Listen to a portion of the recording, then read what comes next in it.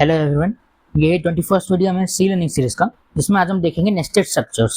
तो nested structures जो होते हैं वो ऐसे स्ट्रक्चर्स होते हैं जो कि एक स्ट्रक्चर के विद इन अपने फंक्शनैलिटी को दिखाते हैं।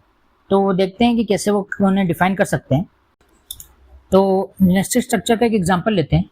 तो मैं यहाँ पर एक स्ट्रक्चर बना लूँगा कार नाम से।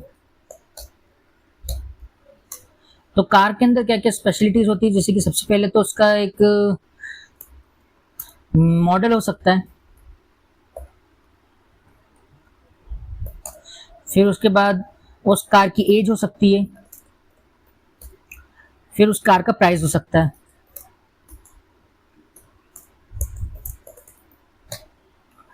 तो ये हमारी एक कार का स्ट्रक्चर हो गया। अभी हम एक और स्ट्रक्चर बनाएंगे जो कि हम इस कार स्ट्रक्चर के अंदर हम उसको डिफाइन कर देंगे। तो इसके लिए हमें क्या करना होगा, हमें इस कार स्ट्रक्चर के पहले जाना होगा और यहाँ पर मैं एक स्ट्रक्चर बनाऊंगा इंजन। हमने ये कार स्ट्रक्चर के पहले इसलिए बनाया है क्योंकि जब हम इसके आइडेंटिफायर के साथ हम इसे कार स्ट्रक्चर के अंदर डालेंगे तो ये पहले से डिफाइन होना चाहिए। अगर हम एक इंजन स्ट्रक्चर को कार स्ट्रक्चर के बाद डालेंगे तो वो यहाँ पर एरर दिखा देगा और बोलेगा कि ऐसा कोई स्ट्रक्चर एग्जिस्ट नहीं करता। तो इसलिए हमने यहाँ रखा है इसे। तो इसके अंदर अब हम डाल देते हैं कि पहले इंटीजर सिलेंडर्स और यहाँ पर इंटीजर हॉर्स पावर। तो हमने यहाँ पर इंजन के एट्रीब्यूट्स डाल दिए। अब हम क्या करेंगे, हम यहाँ पर इस स्ट्रक्चर कार स्ट्रक्चर के अंदर इस इंजन स्ट्रक्चर को लिखेंगे और उसका एक आइडेंटिफायर दे देंगे। मैं देता हूँ इंजन। तो हमने यहाँ पर हमने दो स्ट्रक्चर्स बना लिए हैं। अब मैं इनके अंदर एट्रीब्यूट फिल करूँगा। तो पहले कार के एट्रीब्यूट फिल कर देते हैं। स्ट्रक्ट कार कार1 का आइडेंटिफायर। अब इसके अंदर सबसे पहले हमारा मॉडल है, तो ये तो स्ट्रिंग है, तो इसके लिए हमें एक हेडर फाइल इंक्लूड करनी होगी स्ट्रिंग की। स्ट्रिंग की हेडर फाइल इंक्लूड कर लिए।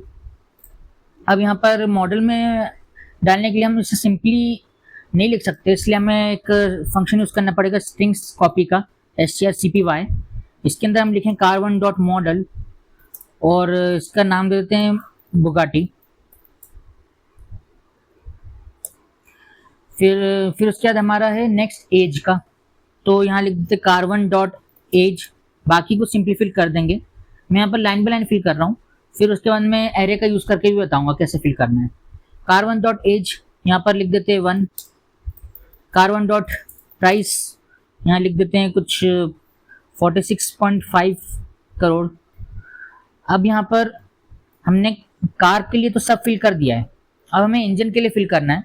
तो जैसे कि हमने यहाँ पर स्ट्रक्ट इंजन बना के रखा है, वैसे ही हम यहाँ पर car1 को एक्सेस करेंगे डॉट लगा के, फिर हम इंजन को एक्सेस करेंगे, फिर डॉट लगा के इंजन के अंदर वाले जो भी एट्रीब्यूट्स हैं उनको एक्सेस करेंगे। तो सिलेंडर से पहले सिलेंडर्स यहाँ पर डाल देते हैं 16।